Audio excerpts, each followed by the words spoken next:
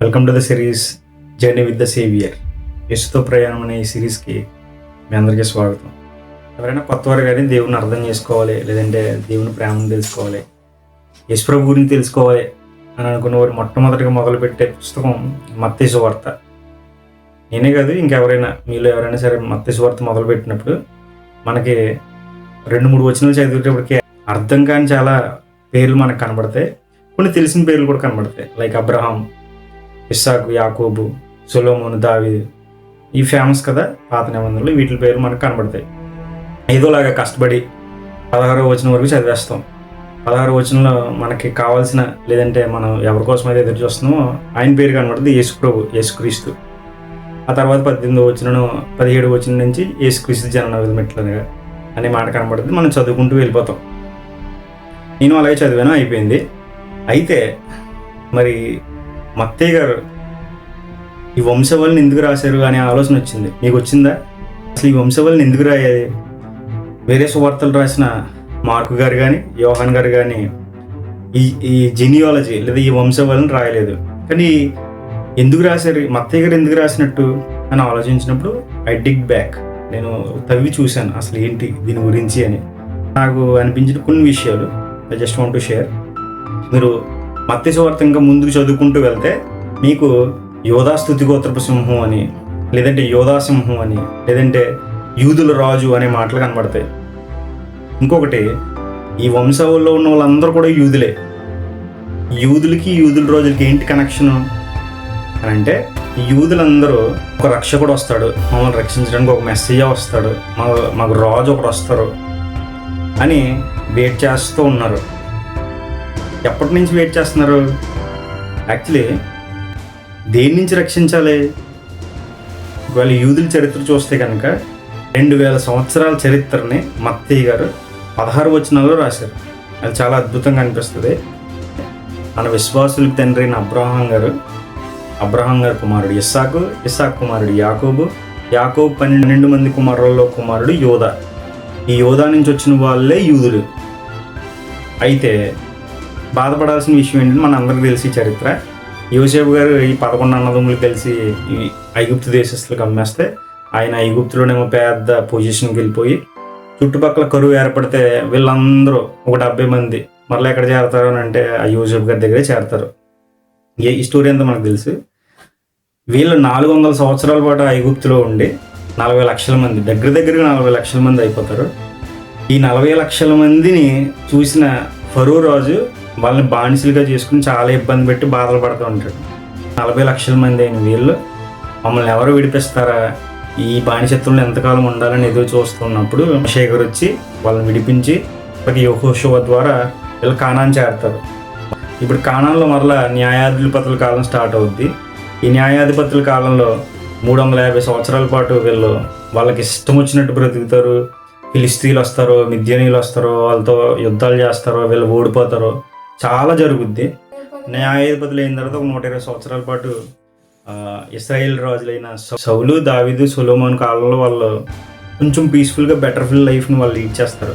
ఆ తర్వాత ఏమవుతుంది, సొలొమోను చేసిన పాపాల వల్ల మరలా రాజ్యం 2 ముక్కలు అయిపోవడం, తర్వాత ఎవరెవరో వచ్చి పాలించడం, వాళ్ళు కూడా మరలా విగ్రహారాధనలో, వ్యభిచారం, వాళ్ళు విచ్చలవిడిగా బ్రతకడం, దేవుడు మరలా పనిష్మెంట్గా బబులోను చెరకే వీళ్ళందరినీ అప్పగించడం, మరలా అక్కడ 70 సంవత్సరాలు బ్రతకడం, ఇలా 1500 సంవత్సరాలుగా వీళ్ళు పడుతున్న బాధ అంతటి నుంచి మమ్మల్ని ఎవరో రక్షిస్తారు, మేము ఎలా ఉండిపోతున్నాం ఏంటి, మమ్మల్ని ఎవరు రక్షించే నాదుడు ఎవరు, మెస్సియా ఎవరు అని చూస్తూ ఉన్న అక్కడ ఉన్న యూదులందరికీ పాత నిబంధన కాలంలో ప్రవక్తలు చెప్పిన వ్యక్తి ఎవరో కాదు, ఈయనే నజరేయుడైన యేసుక్రీస్తు, వీరిని నమ్మండి అని మొట్టమొదట సువార్త తన గోత్రం వారికి చెప్పడానికి మత్తయి గారు 2000 సంవత్సరాల చరిత్రని 16 వచనాల్లో రాయడం జరిగింది. ఇంకొక ప్రశ్న, మత్తయి ఎందుకు రాయాలి అని అంటే, మత్తయి ఒక యూదుడు, మత్తయికి అన్ని విషయాలు క్లియర్గా తెలుసు. కానీ అప్పటికి యేసుప్రభు కాలం నాటికే యూదులు యేసుప్రభు ఎవరో తెలుసు, ఆయన వాక్యాలను అయినా సరే నమ్మడానికి సంకోచిస్తున్నప్పుడు ఈయన, మీరు ఎదురు చూస్తున్న మెస్సయ్య ఎవరో కాదు, ఈయనే, మీరు అనుకున్నట్టు దావీదులాగా రాజులా రాలేదు, ఆయన రక్షించడానికి, పాపముల నుంచి రక్షించడానికి ఆయన వచ్చారు అని ఈ 16 వచనాల్లో ఈ యూదుల చరిత్ర అంతటిని తెలియజేయడానికి ఆయన ఈ వంశవాళ్ళు రాశారు.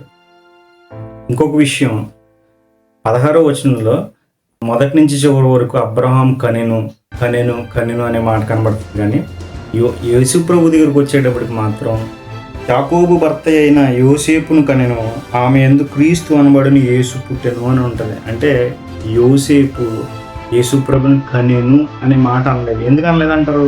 మత్తయ్య గారు వచనం నుంచి 16వ వచనం వరకు ఎంతో అద్భుతంగా 42 తరాల చరిత్రని ఎవరు పుట్టారనే దాన్ని చాలా అద్భుతంగా వివరించారు. అయితే 16వ వచనం వచ్చేటప్పుడు మాత్రం యోసేపు యేసుని కనెను అని కాకుండా మరియ యందు యేసు పుట్టెను అనే మాటను వాడారు. ఎందుకు అలాగా? దాంట్లో ఏముంది? అలా ముందుకు చదువుకుంటూ వెళ్తే మరియ గారు పరిశుద్ధాత్మ గర్భం ధరించి యేసుని కనెను ఉంటది. అందుకనే మరియ యందు యేసు పుట్టినని రాయబడి ఉంది. కరెక్టే, నిజమే.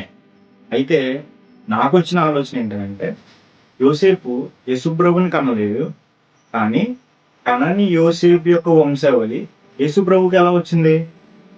మత్తయ్య గారు ఎందుకు రాశారు అని ఆలోచిస్తే, యూదుల సాంప్రదాయంలో ఒక సాంప్రదాయం ఏంటంటే, పుట్టిన బిడ్డ వంశావళిలో లెక్కించబడాలి అంటే ఒకటి బయోలాజికల్గా కనాలి, అంటే శారీరకంగా పిల్లల్ని కనాలి, అదొక దారి. అయితే రెండు, ఎవరైనా ఒక వ్యక్తి ఒక పిల్లవాడిని చేర్చుకొని అతనికి పేరు పెడితే, నేను మళ్ళీ చెప్తున్నాను, ఒక పిల్లవాడిని చేర్చుకొని పేరు పెడితే ఆ క్షణం నుంచి ఆ పిల్లవాడు ఎవరైతే పేరు పెట్టారో ఆ పేరు పెట్టిన వ్యక్తి తండ్రి గాని అతని వంశము ఆ పిల్లవాడి వంశంగానే మారుతుంది. ఇదే విషయాన్ని మనం మొదటి అధ్యాయం చివరి వచనంలో చూడగలుగుతాం. యేసుని చేర్చుకుని ఆయనకి యేసు అని పేరు పెట్టిన వాటిలో మనకి కనబడతాయి. ఇది ఎలా ఉండగా యోసేపు గారు మాత్రం 17వ వచనం నుంచి ముందు చదువుకుంటూ వెళ్తే, ప్రదానం చేయబడిన మరియ గర్భవతి అయిందని తెలిసి ఆమెను రహస్యంగా విడనాడు ఉద్దేశించినని మనకు తెలుసు. ఒకవేళ విడిచిపెట్టేస్తే ఏమవుతుంది? మొదటిది, దావీదు వంశం నుంచే రక్షకుడు రావాలి అని దావీదుకు చేసిన వాగ్దానం నిరర్థకం అయిపోతుంది, ప్రవచనం నిరర్థకం అయిపోతుంది. రెండోది, యేసు ప్రభుకి రాజ్య హక్కు అనేది రాదు. యేసు ప్రభుకు ఒక ఐడెంటిటీ ఇవ్వాలి అంటే ఖచ్చితంగా యోసేపు గారు యేసు ప్రభుని పేరు పెట్టి చేర్చుకోవాలి. మెస్సియా రాక కోసం చూస్తున్న యూదుల ఎదురు చూపులుగానే మిగిలిపోతాయి. ఇవన్నీ జరగాలి అని అంటే యోసేపు గారు ఖచ్చితంగా యేసు ప్రభుని చేర్చుకుని పేరు పెట్టాలి. అప్పుడే యూదుల సమాజంలో యేసు ప్రభు దావీదు వంశానికి చెందినవాడు అవుతాడు, ప్రవచనాలు నెరవేర్చబడతాయి. సో అందుకే దేవుడు దూతను పంపించి విడిచిపెట్టాలని అనుకుంటున్న యేసుకు కనబడి, నువ్వు విడిచిపెట్టొద్దు, నువ్వు మరియమ్మను చేర్చుకుని ఆ బిడ్డకి యేసు అని పేరు పెట్టినని చెప్తాడు. ఇక్కడతో మొదటి అధ్యాయం అయితే పూర్తవుతుంది. అయితే నాకు వచ్చిన రెండో ఆలోచన, యేసు ప్రభు గురించి యెషయా గారు చెప్పిన ప్రవచనం ఏంటంటే, ఏలి అనగా శిశువు పుడతారు అని, చివరిలో ఇమ్మానుయేలు అని ఆయన పేరు పెడతారని యెషయా గారు చెప్పారు. కానీ దూత యోసేపుకి ఏమని చెప్తుంది? మరి ఒక కుమారుని కంటది, అతనికి యేసు అని పేరు పెడదాం అని చెప్తుంది. ఇక్కడ ఎందుకు దూత ఎందుకని యేసు అని పేరు పెడుతుంది, ప్రవక్త గారు ఎందుకు ఇమ్మానుయేలు అని పేరు పెడతారని అన్నారు? ఈ డౌట్ మీకు కూడా వచ్చి ఉంటది. దీని గురించి ఆలోచించినప్పుడు నేను తెలుసుకున్న విషయం ఏంటంటే, ఇమ్మానుయేలు అనేది ఒక పేరు కాదు, అదొక బిరుదు, లేదంటే అదొక క్వాలిటీ. అర్థమయ్యేలా చెప్పాలనంటే, రాజు అనే వ్యక్తి ఉన్నాడు, అతని క్వాలిఫికేషన్ ఏంటంటే టీచర్.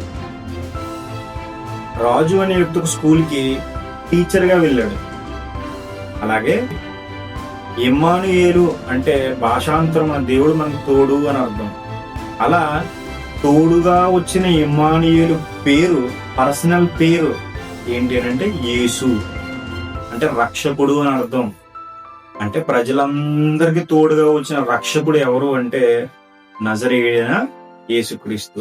ఇక్కడితో మొదటి అధ్యాయం అయితే పూర్తయింది.